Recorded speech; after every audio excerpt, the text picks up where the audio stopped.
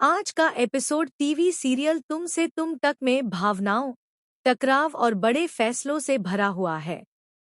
कहानी एक ऐसे मोड़ पर पहुंच गई है जहां एक तरफ प्यार है तो दूसरी तरफ परिवार की इज्जत और पुरानी सोच।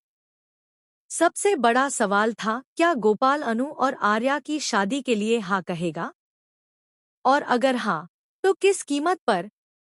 एपिसोड की शुरुआत होती है घर के ड्राइंग रूम से, जहां माहौल भारी है।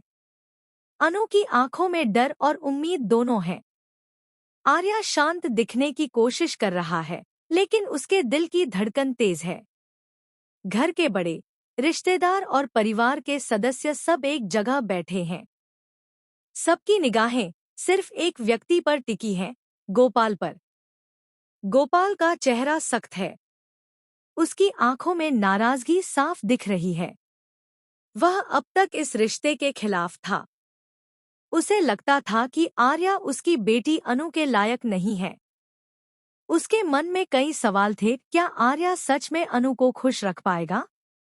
क्या उसका परिवार हमारी सोच से मेल खाता है?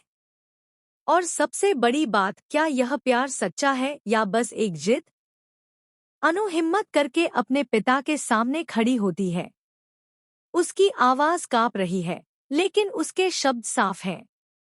वह कहती है कि उसने पहली बार अपनी जिंदगी का फैसला खुद लिया है। वह आर्या से प्यार करती है और उसके बिना जिंदगी की कल्पना नहीं कर सकती। यह सुनकर कमरे में सन्नाटा छा जाता है। गोपाल कुछ पल तक चुप रहता है, जैसे वह अपने अंदर के तूफान को रोकने की कोशिश कर रहा हो। आर्या आगे बढ़कर गोपाल के सामने हाथ जोड़ लेता है। वह कहता है कि वह अनु से सच्चा प्यार करता है और उसे कभी दुख नहीं देगा।